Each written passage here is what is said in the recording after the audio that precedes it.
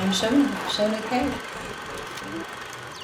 My life never really seemed very hard to me because I didn't know anything other than what I experienced. The things that I went through in childhood, I suffered a lot of abuse, I suffered a lot of neglect and abandonment. To me, it was just things, it just was as it was. And so I had lost sight of who I was. I thought that I was this angry, self-contained person, and I wasn't. I felt so deeply. I loved loving people. I just forgot that part of myself. I kind of adopted that methodology with anything that came up throughout my life, whether it was being homeless or whether it was having to be put into different situations that were new and scary to me. I just survived them. With the coping mechanisms and the coping skills that I had just learned to survive in childhood. Now that only takes you so far. And so as I would go throughout my life, one of the biggest coping mechanisms that I now realize that I had adopted was I stopped feeling. It wasn't safe for me to feel my emotions. I didn't know how to process. I didn't know how to return myself to a state of homeostasis or get out of a fight or flight or freeze response because I'd never learned those skills. And so I stayed in the fight, flight, freeze response, and I was high functioning in that level, which most people actually are. We don't even realize that we're not returning back to that rest and repair until we hit burnout. And that was what eventually happened to me. Was I went throughout my life not allowing myself to feel, because that was terrifying and I didn't know what would happen if I did feel it. My body started saying, hey, we're sick and you have to stop and you have to listen to us. It was shouting pretty loud at that point. I developed an autoimmune disease that started attacking the left side of my body, and it was creating these scars, and it was creating a thickening of the skin, and it was starting to affect my joints and my mobility. And I had to stop and really ask my body, what is this? Like, what is happening? And in order to do that, I had to just look back at my life and all the things that I had experienced, and realize that I had to feel it to heal it.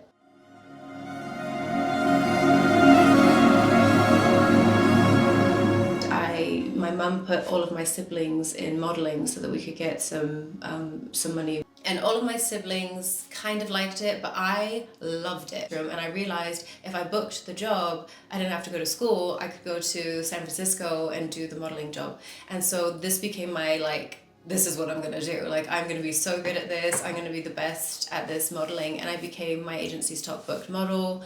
I worked all the time. I hardly ever had to go to school. And when I did go to school, kids would bring in magazines of me, and they would, and it was a very fun, and I loved it because for me it was like play, it was like imagination, it was creation, it was curiosity. And I loved all of it. And so I stayed in that career, and I took that from modeling, and then I started doing music videos, dance videos. And so that when my dad finally left our family, I was 12 years old. We all moved back to England, and my dad was supposed to follow behind us, and he never came. Unbeknownst to us, he'd been having loads of affairs and everything, right? Or unbeknownst to me as a child. But he put us all on a plane and sent us out to England. We were just going to go over there for the summer holidays, and he was going to stay and finish work for a couple of weeks and then come out there and be with us. But he had no intention of coming with us. For me, it also was this kind of secret escape, because I was the one that was physically abused, and that stopped for me. Suddenly nobody was there to physically harm me anymore, and so it was almost like a little relief. I was just told that that's how you punish a child, or when I do something wrong, if I didn't react quick enough, that was just a natural consequence of my behavior. Now that I'm a mother, the idea that that is how you would treat a child is so baffling to me.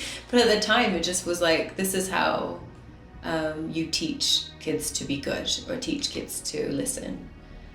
My mum was already kind of a nervous wreck, but again, she didn't have any support, she didn't have anybody to help her, and so I kind of had to step into that role of, let me help my mum, let me help raise my sisters, let me try and do all the things that I could do, which is so hard on a little child's nervous system, but it got me really, really sick. And then my mum eventually moved down to be closer to where her sister lived, but my auntie's daughter didn't like me. She didn't like me at all from the get-go. And she didn't want me to move in with the family, and so she said, the family can all move in here, but Shona can't.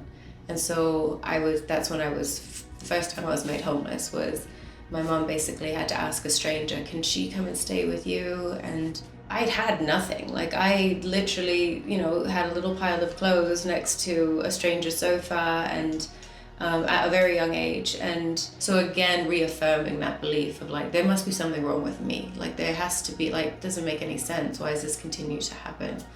And then funnily enough, the woman's house that I lived in, she had a husband at the time. He ended up having an affair on her and left, and so then I kind of helped pick her off the ground as she went through the destruction of this affair. But my body just knew, it was like, I know how to do this. Like, I am not allowed to feel my emotions, and so it just kept going, always.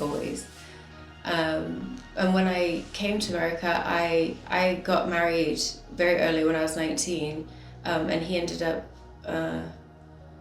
it was a really bad relationship to be in, and I became homeless again to survive that situation. I started just sleeping in my car because that was the safest place for me to be.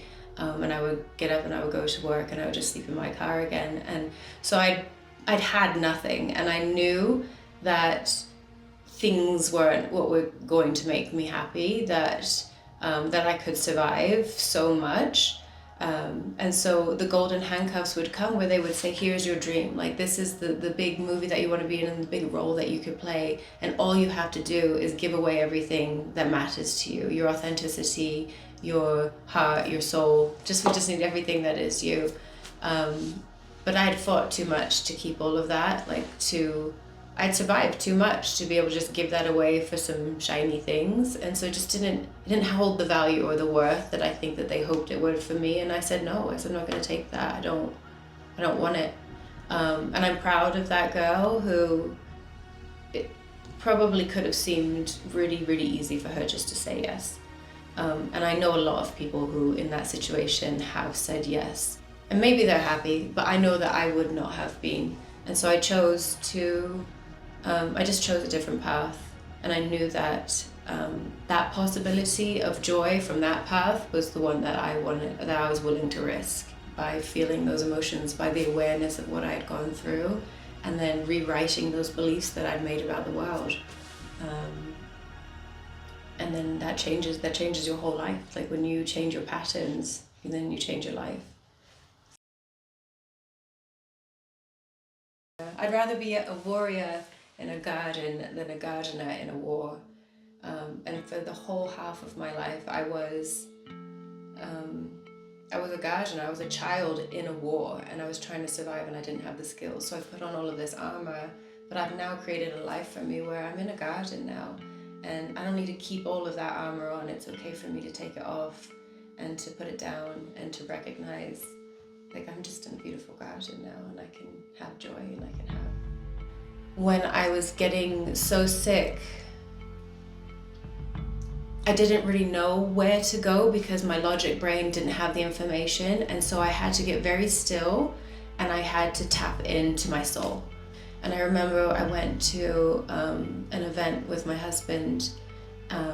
It was like a healing retreat thing, and we had never been to anything. Like, I'd been to a yoga class maybe, and we went out there, and these people were talking about the idea of bringing awareness and bringing self-love in. And it seems so simple, right? Oh, self-love is going to heal yourself, right?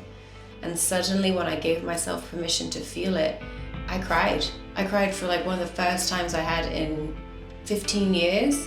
And suddenly this flood of emotion was coming, and I wasn't dying, because I thought, remember, if I cried that I was never going to get back up from this. And so I cried and I grieved, and I allowed emotion to move through me. And then afterwards I felt better. And I thought, what is this? This is very strange. I'm not dying. I was taught about anger for the first time ever, that it's not such a scary thing. It's only scary when it is projected on another person. But anger is really a gift that tells us what we care about, and it's such a motivating energy. And so when I went to this retreat, I had revisited when I was 4 years old that I had been beat with a belt for some, I had stolen a chapstick, and so I was being beat with this belt, and I must have somehow hit my face or hit something, but my nose had started bleeding terribly. And I remember him being so mad at me for having created this bloody nose, and I went outside and I showed it to my mom, and I was like, she's gonna help me, right? My brain is coming out, somebody's gonna help me. And she just was mad at me, like, why are you upsetting him? What have you done? What have you done? And it was put back on me. Go wash it off, go wash it off. And so that was a terrible experience for me at 4 years old, with this blood of being like, nobody's gonna protect me. These people are supposed to care for me are not only not gonna care for me, now they're gonna hurt me, right? So I fly back home, and I'm at home, and my son has a bloody nose. It's dry, we're in Utah, he literally has a bloody nose. And I'm going, go to the bathroom, go to the bathroom. Well, he's 4, and so he thought the best idea would be to vigorously shake his head as fast as he could, like, ah! And as he's shaking his head, this blood is going everywhere, like all over me, it's all over the walls, it's all over the floor.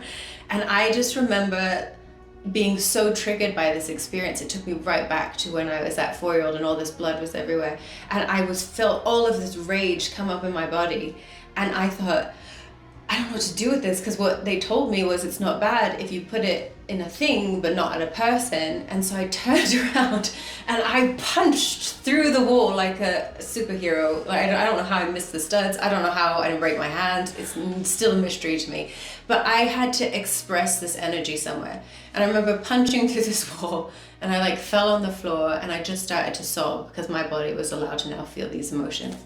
And my kids had a choice in this moment. They could have been like, Mom's a psychopath and we should probably run away from her, right? But they didn't. My oldest called my husband real quick. She's like, Dad, Mom's losing it, come home. And my kids came around me and they hugged me and they held me, and I just cried. And my husband was home in like 2 seconds. I think he just walked out of the wall or something. But he picked me up off the floor and he took me and put me on my bed, and my entire family came around me. And this was a moment where I realized